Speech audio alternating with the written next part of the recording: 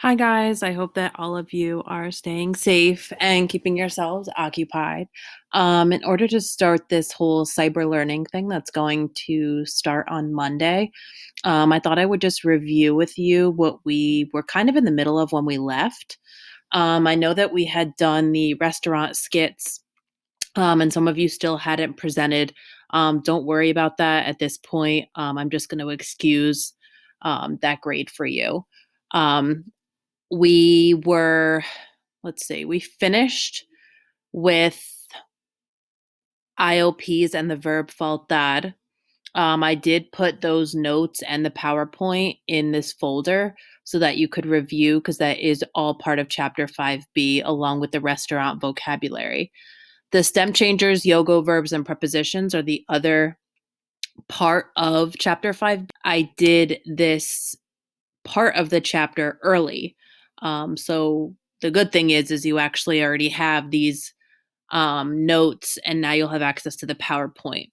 I'm posting the notes on here. They're going to look a little different than the ones you have. I have an updated version, so if you want to fill in the new ones, it might help you a little bit better. But your old ones will probably work as well. And you also have the Yogo packet, practice packet that we did that you got, I think, 30 or 40 points for. So while you're going through this, for me to kind of reteach and re-explain it, because I haven't done it in a chapter, I suggest that you take out your Yogo notes or print out the ones that I have on here, and then have out your 5B restaurant vocabulary and have out your Yogo practice packet. Okay, so this is the stem changers, yogos, and prepositions. So remember that yogo verbs are just verbs that have an irregular yo form. There's nothing too complicated about them. The yo form of these verbs will end in go. Yogo verbs conjugate regularly after the yo form, with the exception of the three stem changers. We have tener, venir, and decir, and I gave you this stem change for each of those there. So here's our main Yogo chart. If we do, or when we do go back to school, assessment wise, you would have to know this chart. So on the test, I do give you this blank chart and you have to fill it in. So this is your Yogo chart. There are only 7 verbs that are Yogo verbs, so it makes it a little bit easier. Next, moving on to stem changing verbs. Remember that stem changing verbs have a change in the stem of the verb. So when we chop off that AR, ER, IR ending, you're going to be left with what's called the stem, and that's where we're going to have our change. So the stem of the verb, again, as I said, is everything before the AR, ER, IR ending. And all forms except for nosotros and vosotros will have these changes. We draw a boot around the conjugation chart to visualize where the change occurs. So you'll hear me call them stem changing verbs or boot verbs. They're the same exact thing. So there's our imaginary boot, and remember that everything outside of the boot does not change. There are 4 different types of stem changing verbs. We have E to I, E to IE, O to UE, and U to UE. There's no way to tell if a verb stem changes or how it stem changes. You just have to memorize this. Once you know Spanish more, you'll be able to kind of write a verb out and it will just sound wrong and you'll realize it's supposed to be a stem change. So we have pedir and servir, and we're going to conjugate the following. Pedir is an E to I stem changer. So in that PED, it's going to change to PID. In your boot, and servir, where there's an E, the E of ser, is going to change to an I. So here we have pido, pides, pide, pedimos, pedis, and piden. And servir, we have sirvo, sirve, sirve, servimos, servis, and sirven.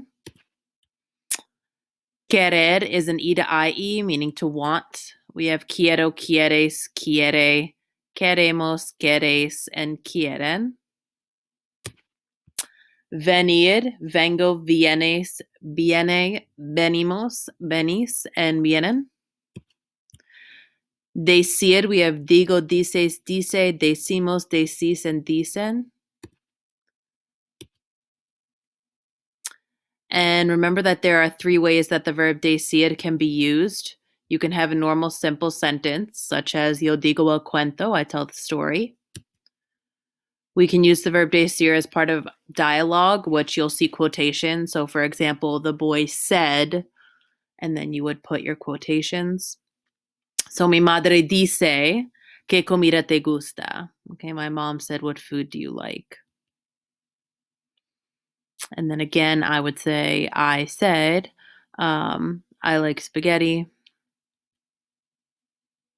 You can use the word que to mean that. So anytime you see the words I said that or she said that, remember you have to have a que after the verb decir. So tú dices que, you say that soccer is your favorite sport. We have tener, which is ida, ie. So tengo, tienes, tiene, tenemos, tenéis, and tienen. Okay, and moving on to prepositions, you have 5 that you must know, so not too bad. Remember, means to or at. For example, we can say, voy a la playa, I'm going to the beach. Or a las 5 de la mañana, at 5 o'clock in the morning. Con is with. For example, hamburguesa con queso, we have a hamburger with cheese. De is of or from. So you can say you leave from somewhere, or you were born somewhere, or something is made of something, like my ring is made of gold. We have en, which is in, on, at, or by. In or on is pretty simple. You can say she is, for example, in the house. The book is on the table. For by with transportation, that's when you would say like en coche. So she came by car.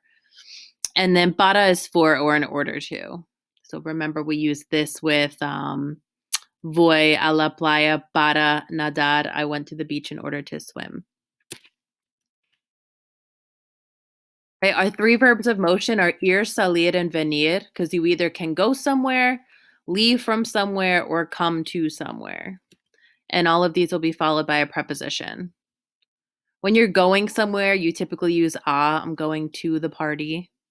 When you're leaving, you usually use de, I'm leaving from my house. It is important to remember this because we don't always use a preposition with the verb in English.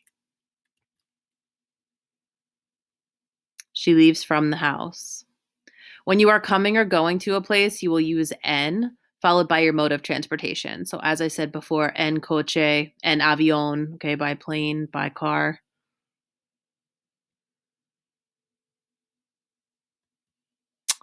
And then here's some practice. And here are the answers to the practice. And again, you can pause this video to copy them down if you'd like.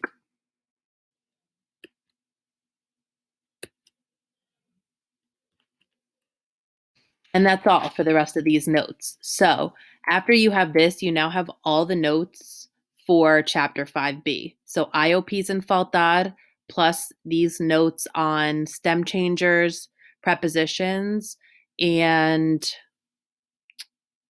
yogo verbs. So that concludes Chapter 5B.